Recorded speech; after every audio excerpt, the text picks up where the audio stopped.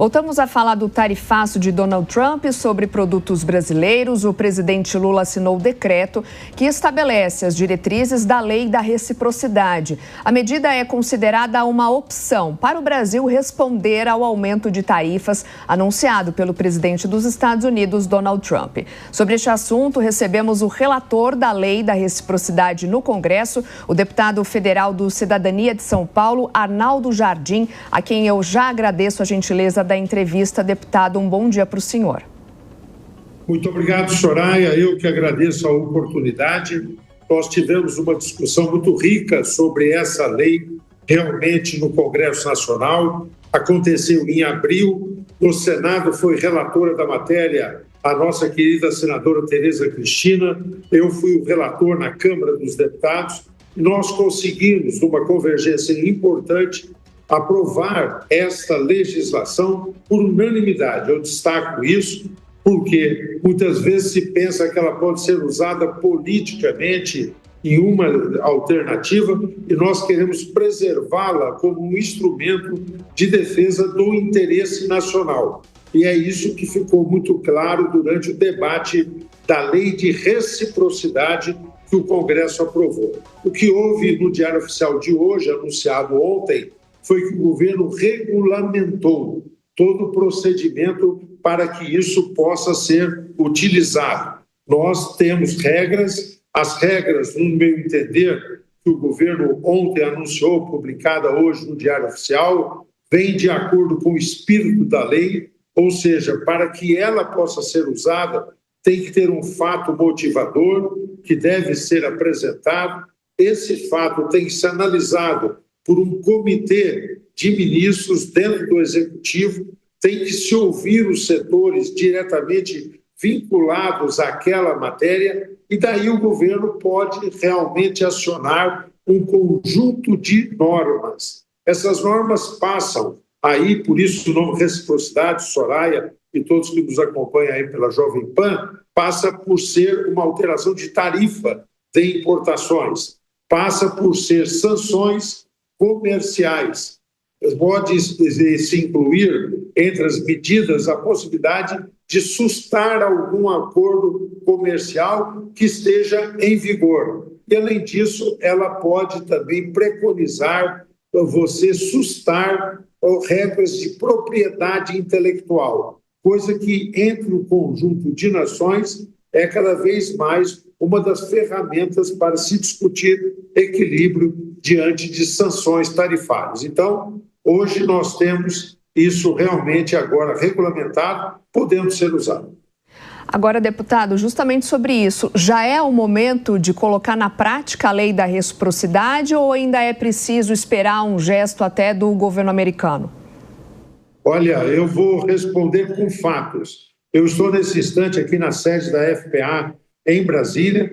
Já temos aqui hoje lideranças as mais importantes do setor do café, do setor de suco de laranja, do setor de carne, para mencionar aqueles que, em termos de volume, são os que mais concentram as negociações com os Estados Unidos. Nós vamos discutir agora com essas lideranças. Temos conversado informalmente, mas hoje é uma reunião formal. O Executivo, hoje à tarde, também reúne lideranças não só dos segmentos do agro, mas da indústria, para discutir. E o governador Tarcísio toma uma medida importante, que é em São Paulo também, que é o estado mais afetado, mais impactado, por conta de não só ter um impacto no agro, mas ter impacto, por exemplo, na Embraer, no setor de exportação industrial também, para discutir essas medidas. O que nós vamos, Soraya, discutir com essas lideranças? Primeiro, estimulá-los para que o que estão fazendo seja feito mais intensamente, é buscar contraparte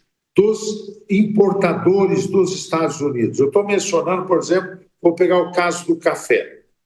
Por coincidência, 10 dias atrás, foi lá em Campinas, se reuniu o Secafé, o Conselho de Exportadores do Café, reuniu 35 países. Eu participei lá do encontro. Várias lideranças estiveram do Brasil, desses países todos que compram do Brasil.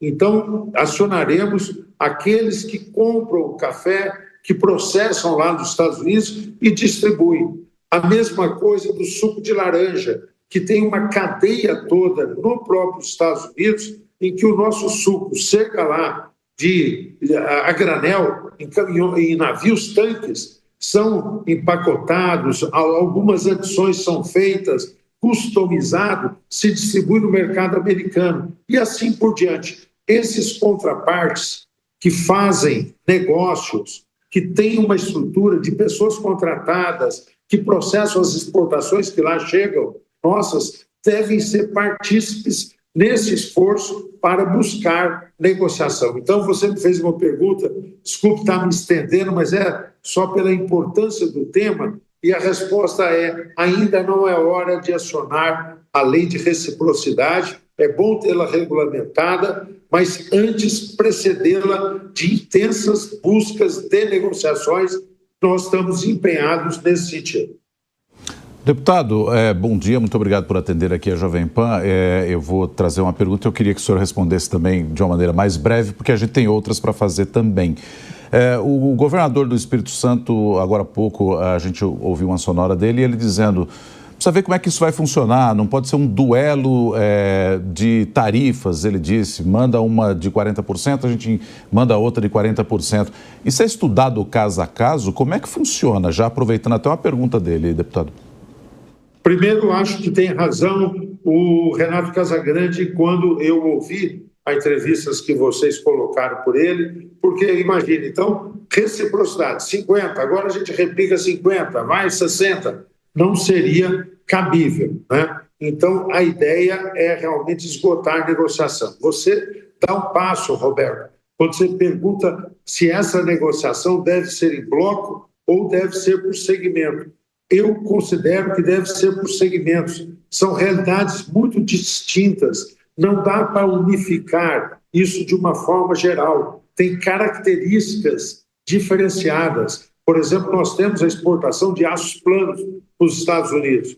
O próprio presidente Trump denuncia que quer os carros americanos concorrendo com os carros importados da Ásia, da Coreia, da China, que ele está taxando. Para que os carros americanos tenham competitividade, precisa ter menor custo. O nosso aço, taxado em 50%, tá certo? Vai aumentar o custo de fabricação do automóvel americano. Então, você veja que a resposta me parece correta, caso a caso, produto por produto, com suas peculiaridades. Alan Gani, a sua pergunta, Gani. Bom dia, deputado. Aplicar a reciprocidade não seria aplicar uma arma que se volta contra a gente mesmo, à medida que traz mais inflação internamente, encarece o processo produtivo das indústrias? E esse raciocínio, inclusive, vale para os Estados Unidos, ou seja, a tarifa protecionista, ela atinge mais quem a aplica. O senhor concorda? Eu concordo, Alan, e não fico feliz por ter que reconhecer isso.